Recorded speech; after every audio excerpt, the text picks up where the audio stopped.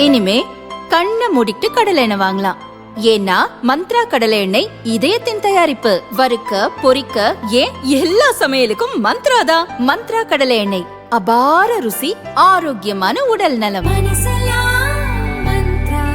ரொம்ப டயர்டா இருக்கு. இயற்கையான டேட்ஸ், பாதாம், பிஸ்தா, கேஷு அண்ட் ஹனி கொண்டு தயாரிக்கப்பட்ட lion date nut bites. Madurai மாவட்டம் கருமாத்தூர் அருகே உள்ள கோவிலாங்குளம் பகுதியைச் சேர்ந்தவர் ராஜகுரு, வயது 27, கட்டட தொழிலாளி, திருமணமாகாதவர்.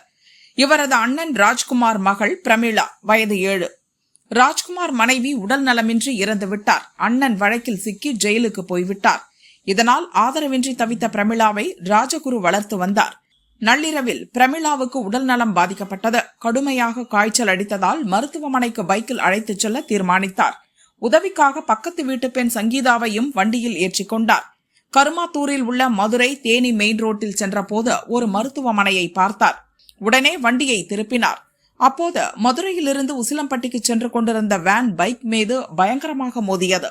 இதில் மூவரும் தூக்கி வீசப்பட்டனர். ராஜகுரு சம்பவ இடத்திலேயே உயிரிழந்தார்.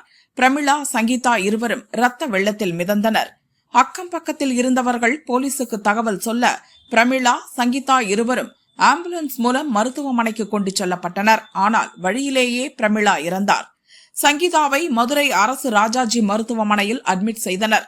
அங்கு சிகிச்சை பெற்று வந்த நிலையில் சில மணி நேரம் கழித்து அவரும் இறந்தார். பைக் மீது மோதிய வேன் ஜவுளி கம்பெனிக்கு ஆட்களை ஏற்றி சென்று கொண்டிருந்தது. அப்போதுதான் விபத்து நடந்துள்ளது. கருமாத்தூர் போலீசார் வழக்கு பதிவு செய்து விபத்துக்கு காரணமான வேன் டிரைவர் பாண்டியை கைது செய்து விசாரணை நடத்தி வருகின்றனர். சங்கீதாவுக்கு திருமணமாகவில்லை. பக்கத்து வீட்டு சிறுமி உடல்நலம் பாதிக்கப்பட்டதை அறிந்து உதவி செய்ய வந்த அவரும் பலியாகியுள்ளார். மருத்துவமனைக்கு அவசரமாக செல்லும் வழியில் விபத்தில் சிக்கி மூவர் இறந்த சம்பவம் கருமாத்தூர் சுற்றுவட்டார பகுதிகளில் பெரும் பரபரப்பை ஏற்படுத்தியது.